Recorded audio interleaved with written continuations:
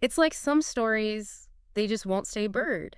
They keep popping back up, you know? Yeah, I know what you mean. And lately, for me, it's been the JFK files and then, of course, everything with Jeffrey Yeah. Epstein.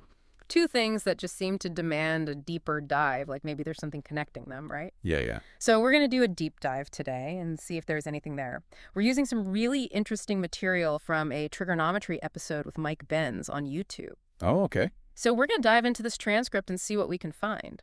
Wait, Without getting too bogged down in, the weeds, just pull out some of those key insights. Good. And maybe there are some overlaps between JFK and the Epstein case. Yeah, right. And what that might tell us about how power works and international relations and all that stuff. Right. That's always fascinating. So let's unpack some of this stuff. First off, with the JFK files, there was so much hype around that document release, wasn't there? Yeah, there was. This anticipation of some kind of huge bombshell revelation, particularly about, the intelligence agencies and their possible role. Yeah. Well, I think one of the most interesting things and sort of telling things is the concern that's kind of voiced in this trigonometry interview Okay. about the diplomatic repercussions. Yeah. If it actually came out that the U.S. intelligence community had this big hand in the assassination of JFK, and the idea is that that would just massively damage, America's standing abroad. Yeah. And it would really be like a test, I guess, of how much transparency the international system can handle. Right. And this goes back to JFK and the unspeakable. Right. There's some pretty strange evidence, apparently, that points towards this U.S. intelligence role. Yeah. And the most chilling one, I thought, was this one about them monitoring Lee Harvey Oswald's mail for months before the assassination. Oh.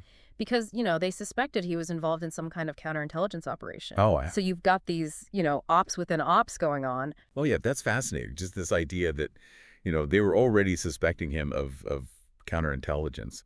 That implies there's even another deeper layer going on. Absolutely. And then you have this, former New York mobster Michael Franzese. He comes out and he says quite definitively that the mafia was complicit in JFK's assassination. Okay. And he believes that there are classified documents that, back this up. Wow, that's a big claim.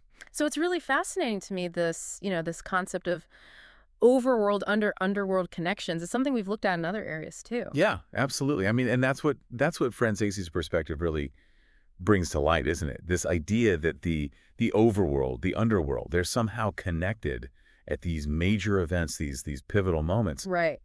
And, they take it a step further in the trigonometry interview, too. They suggest that this intersection isn't just with assassinations. Right. They talk about narcotics, they talk about arms trafficking, and it implies that these things aren't always so separate. Right. They sort of bleed into one another. So let's switch gears a little bit and look at the Epstein story. Now, this unfolds decades after JFK, obviously, but the same theme seems to resurface. Initially, the public perception of Epstein was pretty clear-cut, right? Yeah. Wealthy individual involved in some really, disturbing activities with famous and powerful people. Oh, yeah, that was kind of the dominant narrative, wasn't it? But the trigonometry discussion proposes something else, a very thought-provoking alternative. They suggest that maybe Epstein wasn't just a wealthy dude, up to no good, but he was actually what they call an access agent. Okay, an access agent. For intelligence services. So what exactly does an access agent do? Well, they sort of strategically cultivate relationships with high-level individuals. They get in with politicians, with cultural figures, with business leaders, and their role isn't necessarily traditional spying, but more about gaining proximity to these figures, facilitating information exchange, maybe even brokering deals kind of outside the official government channels.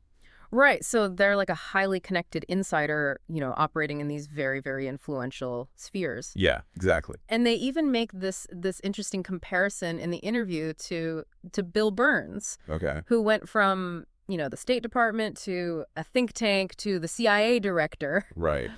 And it's given as an example of how these back channels function in statecraft. So these back channels, why are they so important?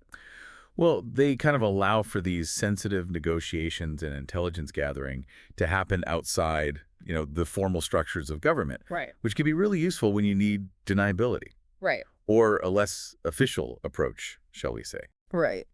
So how does Epstein's network fit into this? How does it intersect with this world of organized crime and statecraft? And, the discussion brings up Iran-Contra, which feels like a really significant historical marker here. Yeah. I mean, what's really striking is this specific link to Iran-Contra that they bring up. Right. So you've got Southern Air Transport, Mm. which was the CIA proprietary airline, right? Oh. And it had a history of involvement in illegal arms and drug running. Oh, wow. They moved this airline from Miami to Columbus, Ohio. Mm. And, where was Les Wexner operating? Columbus, Ohio. Wow. So you've got this, this CIA-tied airline Yeah. with this history and illicit activities moving right into, Epstein's main financial backer's backyard. Right. So you've got this overlap between traditional organized crime, Yeah. like drugs, illegal arms, Mm-hmm. and intelligence operations. So it's suggesting that maybe Epstein's involvement wasn't some kind of rogue operation, but actually something that was sanctioned by, what they call the intelligence state. Right. And that it brings us back to that idea of dirty laundry, doesn't it? Mm. If it comes out that a powerful nation is involved in these kinds of activities, it can have a huge impact on their, soft power, their moral authority globally. So one of the big theories about Epstein is that, he had all this power because of blackmail. Yeah. I mean, he had access to all these people, putting them in compromising situations. Right. Right. It's the most common theory, isn't it? It seems logical. But the trigonometry discussion challenges this, doesn't it? It does. They point out that despite the huge number of people Epstein interacted with, there aren't many, if any, actually verifiable accounts of blackmail going on. There's no real concrete evidence that he or his associates were using blackmail as their main tool. Yeah. So they suggest some alternative explanations, particularly regarding, his relationships with people like Ehud Barak Right. and Reid Hoffman. Right. The suggestion is that, his value was more about intelligence gathering. Mm. Providing those insights, those connections, not just possessing compromising information. And they make the point that, if there were all these rumors of blackmail flying around, it would actually make Epstein less effective. Yeah, absolutely. Because people wouldn't want to be associated with him, Right. It's the opposite of access, isn't it? So then you have to ask yourself, why would the U.S. intelligence community or any intelligence agency deal with a convicted pedophile? Yeah. I mean, that just seems so incredibly risky. It does. And it's a very good question. But the trigonometry interview goes into this, this uncomfortable reality of covert operations. And they say sometimes individuals with these questionable backgrounds, well, they might have certain skills and access to networks that someone with a squeaky clean history just wouldn't. Right. They're these cowboy types, the kind of people who can operate in the shadows. And they bring up Hunter Biden, his involvement with Burisma and the NDI. Yeah, right. Despite all of his, his personal issues, it just highlights how people with, with baggage can be useful for these kind of unofficial, sensitive roles. Exactly. And they also bring up, figures like Barry Seal in the Iran-Contra affair, the cocaine cowboy. His past didn't stop him from playing a big role because of his connections in the drug world. It's a really morally ambiguous area, this world of intelligence work. It is, yeah. Now, I found this fascinating. They even use the term construct to describe Jeffrey Epstein. Like, he wasn't a real person. Right, right. What do you make of that? Well, I think that stems from, all the mystery around his background. Where did he come from? How did he become so wealthy so quickly? Right. And they bring up a really, really interesting case, the assassination of Arthur Shapiro back in 1985. Yeah, the attorney. He was connected to this network in Columbus, Ohio. Right. And they were under investigation related to Iran-Contra. Right. So Shapiro's law firm, they were handling the accounts for this Ohio network, weren't they? Yeah, exactly. And his murder, it just happened right before he was supposed to testify in an IRS investigation. So very suspicious. Very suspicious, yeah. And what's really intriguing is the timing, right? Because Epstein met Les Wexner in that same year, 1985. Wow. And the theory is that, maybe Epstein stepped into the role that Shapiro's firm had held, managing the accounts for this network that had these links to U.S. statecraft. Right. And that could explain, his sudden wealth, the power of attorney he had over Wexner's assets. And the fact that Epstein actually leased an apartment from the U.S. State Department in New York City, I mean, that's just wild. Right. It's not your average landlord. It all adds to this, this idea that he was this construct. Right. Like he's artificially created, somehow embedded in these institutions. And it kind of makes you think about, conspiracy theories and how prevalent they are, especially, in the U.S. Well, that's what's so interesting. They talk about how the existence of conspiracy agencies, intelligence services that operate in secret, well, that actually feeds into the whole conspiracy theory phenomenon. Right. Because when you have agencies that are so secretive, it creates this environment where speculation thrives. And then, you've got the historical context of NSC 10-2, the National Security Council directive. Right. It basically, formalized this whole idea of covert operations and plausible deniability. Right. So the U.S. government could basically do stuff and not be directly linked to it. Right. And they make the point that, maybe a bit more transparency, even about controversial methods, could actually be good for these intelligence agencies in the long run. Right. They even used the church committee hearings, back in the 70s as an example. Okay, yeah. So there's this distinction, right, between tolerating covert actions abroad and those that actually impact U.S. citizens. Right. Like JFK. Yeah. Like Epstein. So then, of course, we have to talk about the death of Jeffrey Epstein. Yeah. I mean, there's so much suspicion around it, right? And the discussion really highlights, these strange facts, these very suspicious circumstances. Yeah. You've got malfunctioning cameras, missing visitor logs, guards falling asleep. Right. It's just so many improbable things happening at once. And then you add in the connection to Bill Barr. Yeah, right. His father's connection to Epstein, Barr's early career in the CIA, and then his role later on trying to limit CIA disclosures during Iran-Contra. It all seems very, very connected, doesn't it? It does. So the discussion basically suggests that, the secrets of Epstein's world are very much linked to this Bill Barr universe. I mean, it makes you think, doesn't it? It does. And then you've got the comparison to Robert Maxwell's death, and his intelligence connections.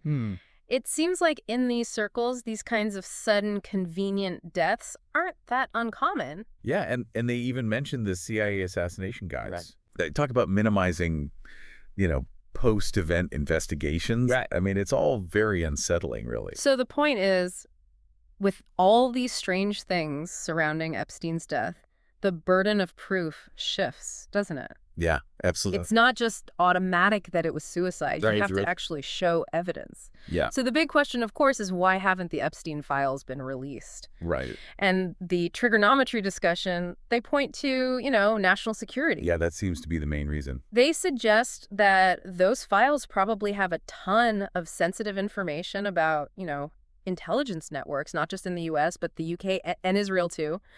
Their operational methods, all the people involved. And, if they release those files, it could really damage diplomatic relationships and, jeopardize operations. Right. They use this hypothetical example, imagine if you're doing joint intelligence work with, say, New Zealand. Right. And all of a sudden, all your secrets are out there. It would be disastrous. So you've got, this historical alignment of intelligence agencies, U.S., U.K., Israel, and then you have Saudi Arabia joining the party more recently. It's a complex web. It is. So ultimately, when they release these files, if they release them, how much they release, it all comes down to, current geopolitics. What are the potential embarrassments to the various players? Yeah. It's a real balancing act, between transparency and protecting national interests. Absolutely. Well, this has been a really, really fascinating and kind of disturbing deep dive Yeah. into these connections between, the JFK files and Jeffrey Epstein. It's amazing to me how these seemingly separate events can be linked by these, these threads of covert ops and intelligence. Yeah, I think it really leaves you with the question, to what extent are all these things still going on today? This overworld, underworlds connection. Right. The blurred lines between statecraft, organized crime, intelligence, it makes you question everything you hear. It does. So, for everyone listening, what questions does this raise for you about the narratives we're given? It's something to think about. It really is.